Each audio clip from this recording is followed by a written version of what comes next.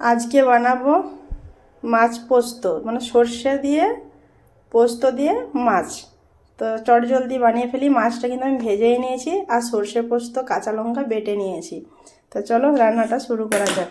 তো এই মাছ ভাজার তেলটাতেই কিন্তু মাছটা কিন্তু আমি রান্না করে নেব।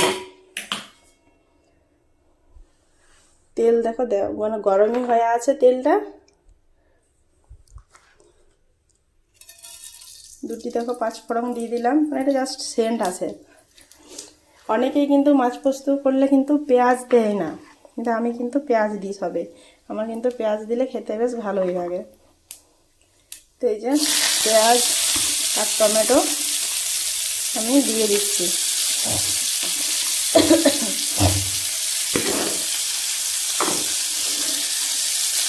এরপর এটা একটু লাল লাল ভাজা ভাজা করে নেব।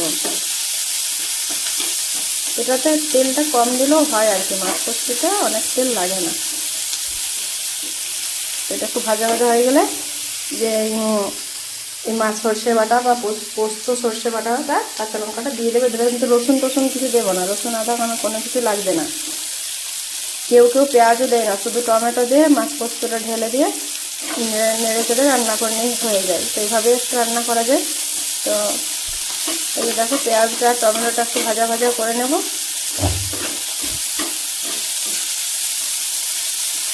তো ভাজা ভাজা হয়ে গেলে ওগুলো দিয়েও একটু ভাজা ভাজা করে নিতে হবে।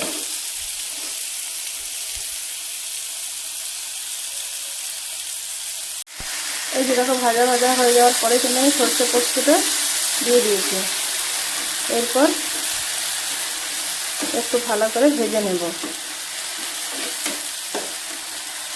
আর এটা কিন্তু আমি মিক্সিতে বাটিনি, এটা সিলে বেটেছি। এটা কিন্তু মিক্সির থেকে সিলে বেটে রান্না করলে কিন্তু বেশি ভালো লাগে। এরপর এটা একটু ভাজা ভাজা হয়ে যায়।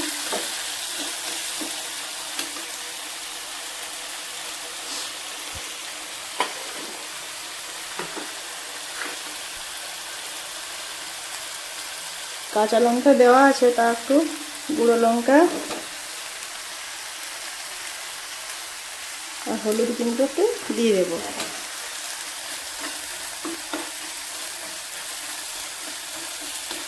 এরপর এটা একটু ভালো করে ভাজা ভাজা হয়ে গেলে জল দিয়ে মাছগুলো দিয়ে ফুটিয়ে নেব। তাহলে রেডি হয়ে যাবে মাছ সর্ষে পোস্ত। এটা অল্প চিনি দিয়ে দিয়েছি স্বাদ মতো, তোমরা কেউ দিতেও পারো নাও পারো। আমি অল্প চিনি দিই, চিনি দিলে স্বাদটা আসে ঠিকঠাক। তো কেউ কেউ যদি বলো যে না মিষ্টি খাবো না, তাহলে সে চিনি নাও দিতে পারো এটাতে।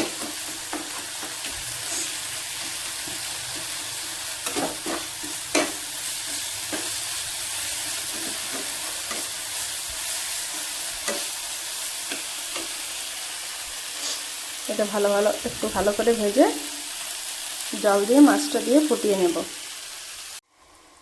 জল দিয়ে দিয়েছি। এরপর এটা ফুটে গেলে মাছগুলো দিয়ে দেব। মাছগুলো দিয়ে পরে গ্যাসটা একদম লো করে দিয়ে মিনিট 5 আরও ফোটাবো, তাহলে কিন্তু খেতে বেশি ভালো লাগে।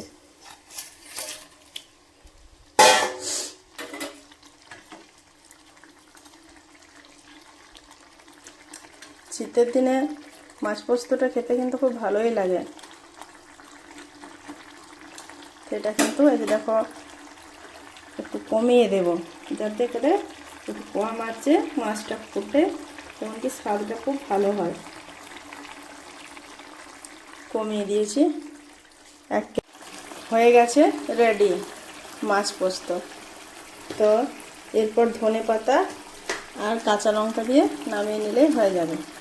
ধনেপাতা দিয়ে দিলাম, আর একটু কাঁচা লঙ্কা একটু দিয়ে দেবো। এভাবে বানিয়ে খেয়ে দেখো, খুব ভালো লাগবে। আর আমার ভিডিওগুলো কেমন হয় একটু কমেন্টে জানাবে। যদি ভালো লেগে থাকে লাইক কমেন্ট শেয়ার করে পাশে থাকবে। Thank you so much.